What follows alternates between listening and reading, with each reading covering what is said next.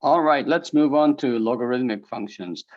We have established, this is one of those most amazing things, the derivative of a ln function, the natural log function, is 1 over x. And in fact, we have seen also that the natural log of the absolute value of x is actually 1 over x whenever x is not equal to 0, right?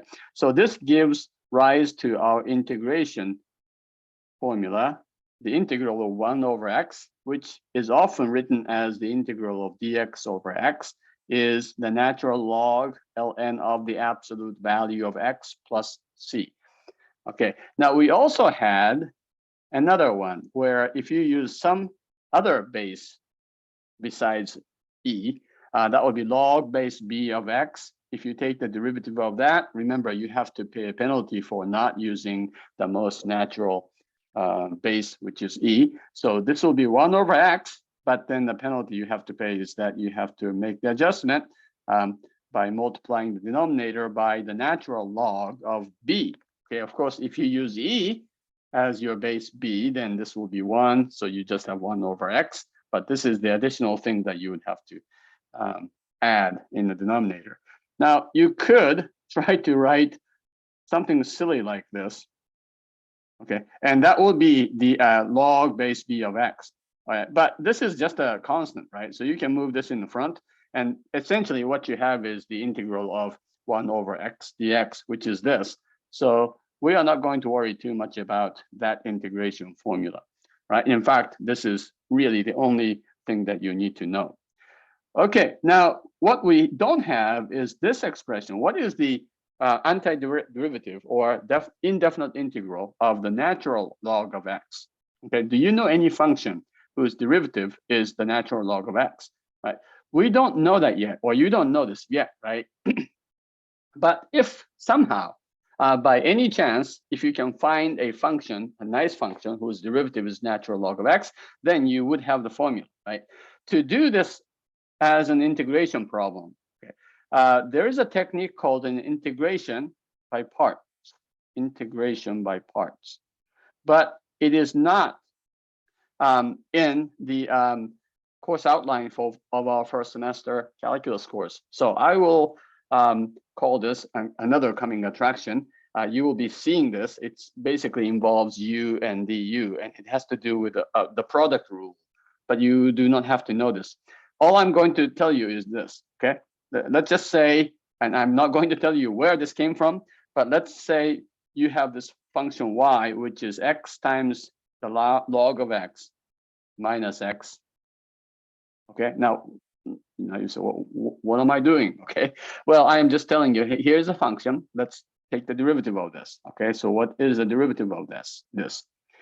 Well, it looks like I have to use the product rule. So it's the derivative of the first times the second plus first times the derivative of the second minus, of course, x just becomes 1, right? And this is the ln of x plus 1 minus 1, which is, woo, look at that. We found a function because I gave it to you.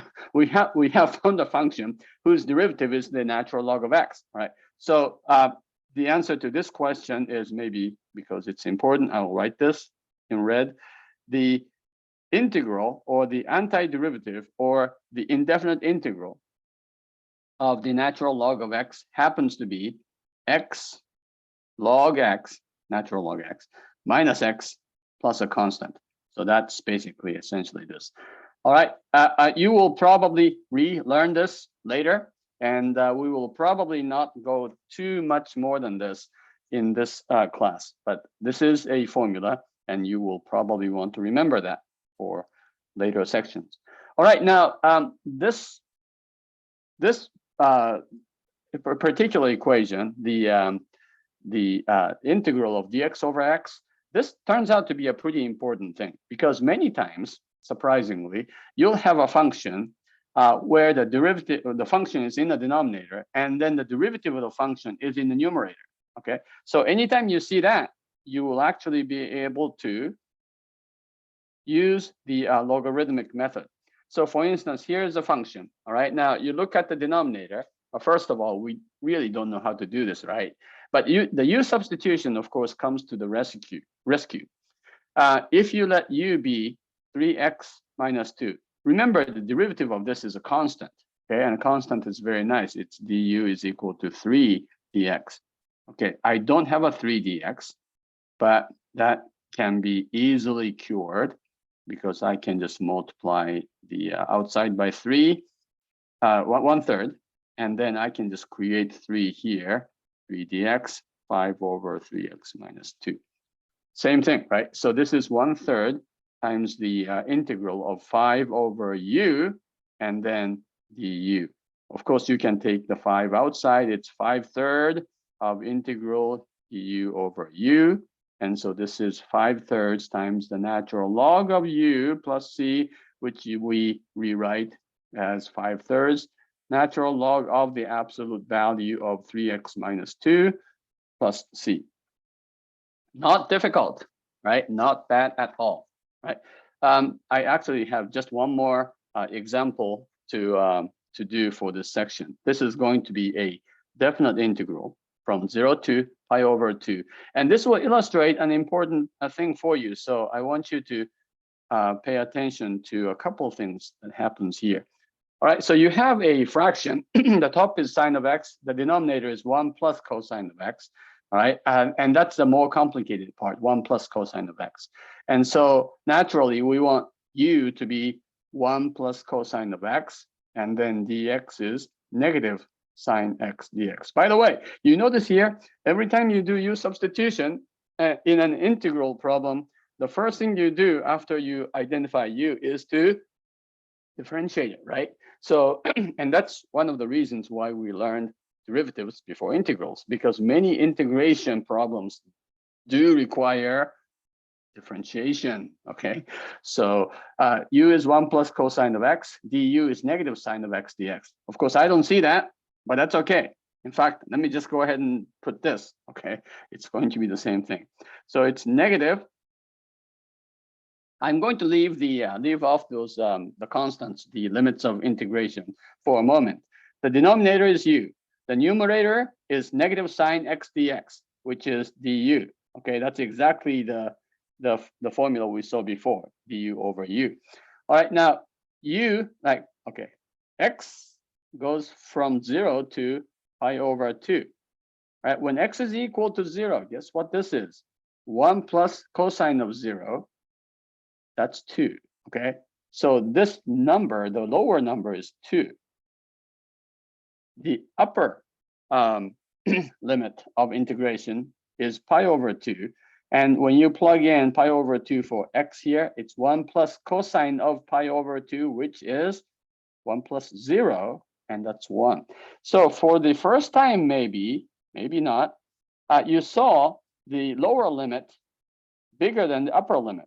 Okay, now it is possible to do it this way, but when this happens, it's probably better to switch the order and go ahead and change it to 1 to 2, and then make this negative into a positive sign. Okay, remember the negative of the integral from a to b is the same as the integral from b to a, right? You switch the order, you change the sign, and here we go. So this is, it turns out to be the natural log of u, the absolute value of u, integrated from 1 to 2, or evaluated at 2, and then evaluate at 1 and take the difference. So it is the ln of 2 minus ln of 1. You know what ln of 1 is, that's 0. And so the answer is the natural log of 2. And that's it, okay? We actually will have a lot more to say about this kind of thing. Like, well, I'm sorry, I told you this was the last example, but I just thought of a few. Like when you have the tangent, right? Do you know how to do that?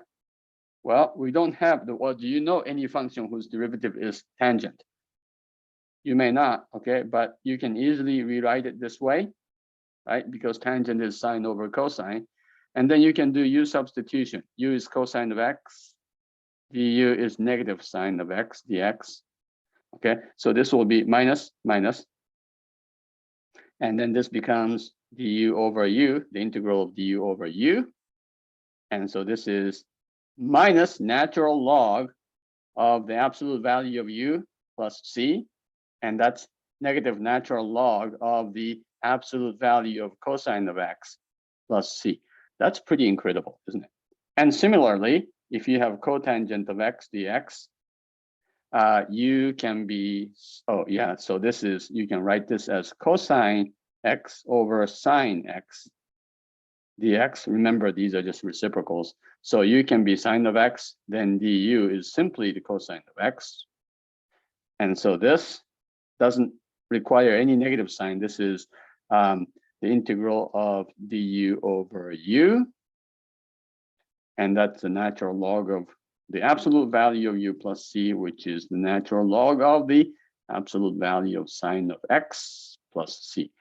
Okay, so it turns out this logarithmic integration has a lot to do with integrating trig functions, and we will pursue that probably not this semester, but in later days to come. All right, now we will move on to Chapter 6, which is going to be applications, all kinds of applications of what you can do with integrals. All right, so that's next. Thank you, and you have just completed, well, we are not going to do 5.7. So for our purposes, you have just completed Chapter 5. Congratulations and good work.